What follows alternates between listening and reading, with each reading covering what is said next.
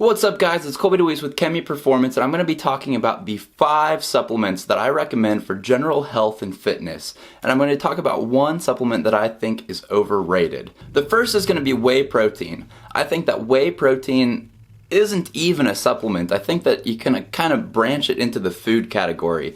It's a really inexpensive way to get a good amount of protein, and it's a really convenient way to get protein right after you work out.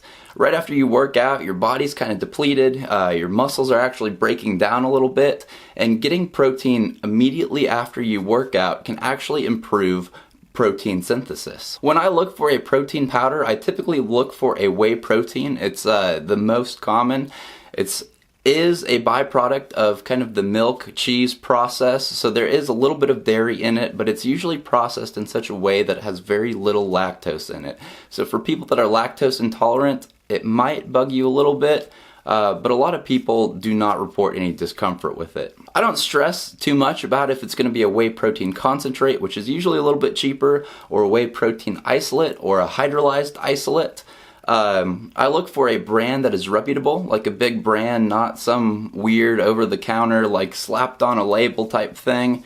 I look for typically around 22 to 25 grams of protein per serving, around 1 to 5 grams of carbohydrates per serving, and about 1 to 2 grams of fat per serving. Currently, I'm taking Ascent whey protein, which I have found to be a great whey protein powder. In the past, I've also taken Optimum Nutrition. I think that that's a great protein powder as well. They're both pretty reasonably priced. Number 2 on my list is going to be creatine. Creatine is one of the most clinically studied supplements, and it's been proven to be safe and effective. Creatine actually encourages your muscle cells to produce more energy in the form of ATP. ATP is really good for those short duration, kind of explosive type movements. Creatine is an awesome supplement for health and fitness because it is going to improve your high intensity athletic performance. So this means that when you go to the gym, you're going to be able to perform better, which means that you're going to be able to get to your goals faster. Creatine also encourages muscle growth. Creatine is really awesome because it has been shown to be effective regardless of your fitness level. So that's different than most supplements. Most supplements are kind of the tip of the iceberg, right? Just the very, very top, where if you don't have that foundation and all of these different things, that 1 to 2% is really not going to matter.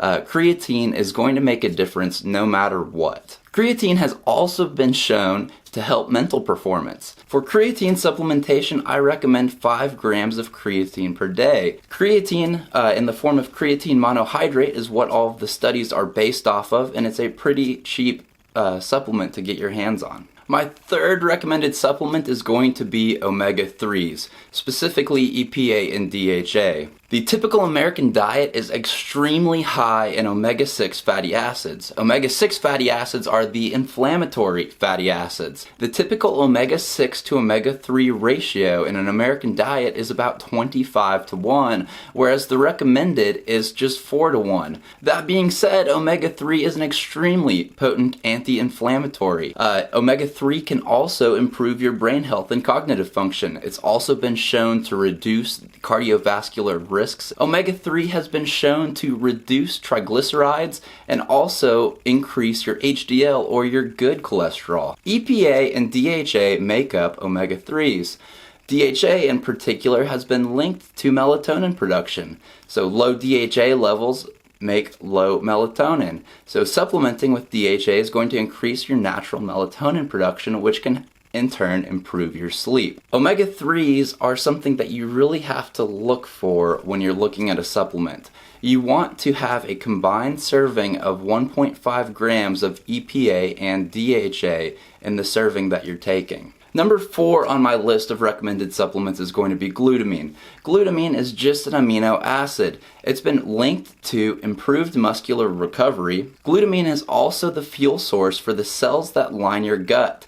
So getting more glutamine in your diet is going to improve the health of your gut lining.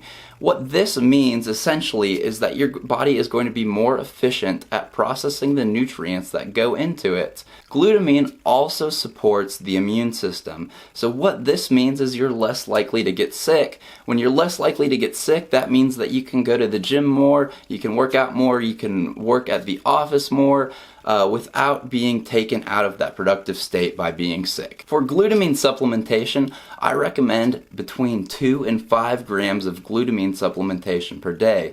Just like creatine, glutamine's one of those things that's simple, super easy, and straightforward.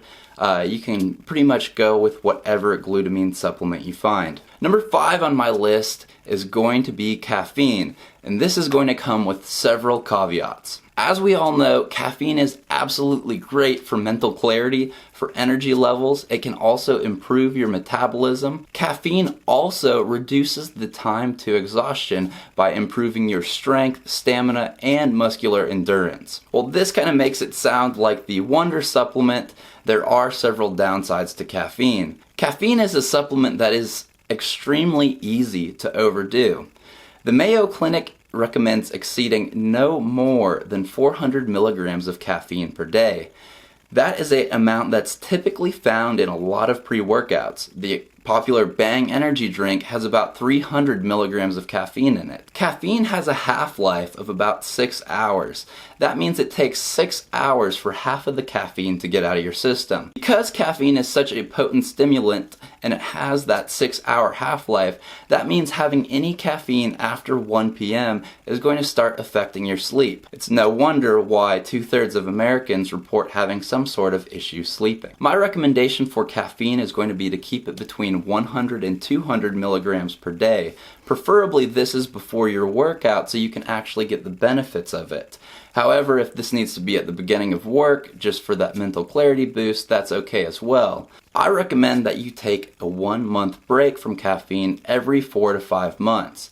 This is because you can build up a tolerance to caffeine very quickly. As most people know, that 1 cup of coffee all of a sudden isn't cutting it, then you go for a second, then you go for a third, and before you know it, you're drinking a pot of coffee 2 times a day. That is where caffeine is definitely going to start interfering with your sleep. The supplement that I'm going to say is overrated is branched chain amino acids. What a branched chain amino acid is just the building blocks that make up protein. So that means if you're getting between 0.7 and 1 gram of protein per pound of body weight per day, you're really going to be fine on the protein front, and you're not going to require any extra in the form of branched chain amino acids. Like I said though, there are definitely some times that you should be using branched chain amino acids. It can be great while you're in a fast, if you fast, and it can also be great in really intense calorie deficits to have some muscle sparing effect,